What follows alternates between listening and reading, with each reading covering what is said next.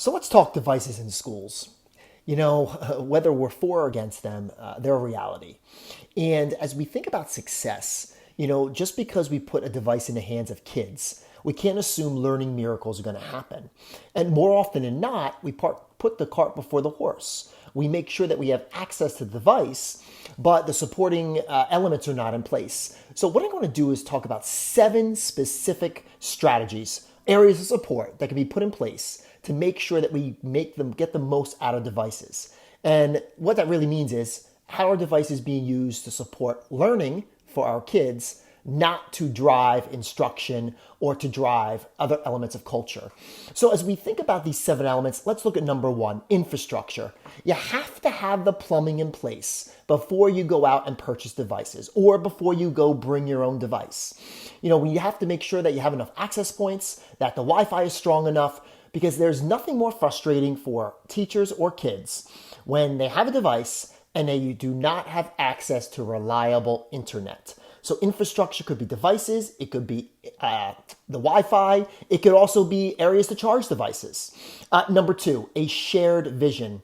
If we want our kids, teachers, and administrators to really embrace devices for purposeful use, that shared vision is so important.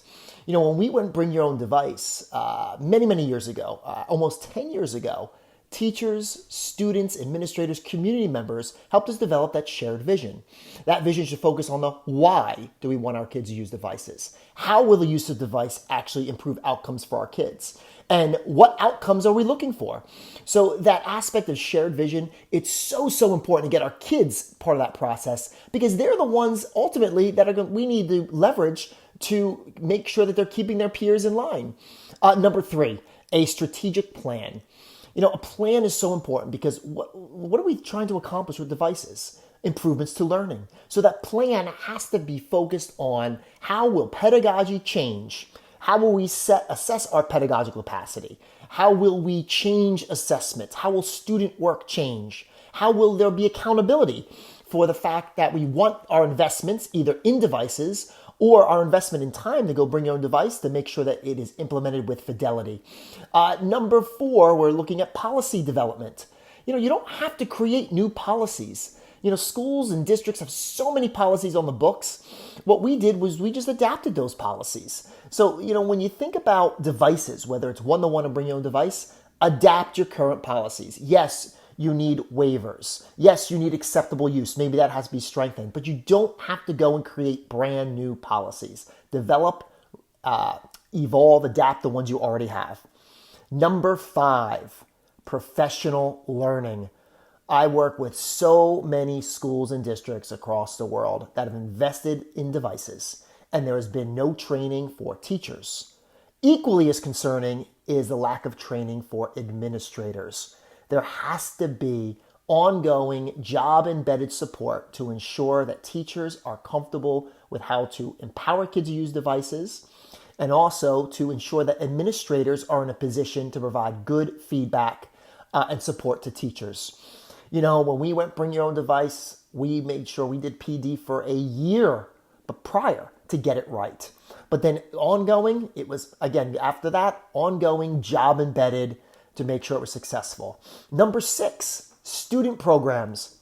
Yes, kids can use technology for the most part, but we can't assume that those same kids can use technology to support high-level learning. This is why programs are so important. It comes back to the vision, comes back to the plan. We have to, educate our kids, not just on digital identity, digital citizenship, but how we want to empower them to use those devices to create, collaborate, communicate, develop global awareness, an entrepreneurial mindset.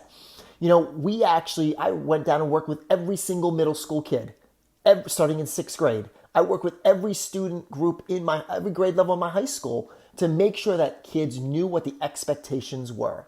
Student programs are a must. And finally, number 7, budget allocations. Listen, if you go one-to-one, you got to make sure that the money is there to sustain it. If you're going Bring Your Own Device, you got to make sure that you have devices for the kids, for your have-nots, the kids that don't have technology at home.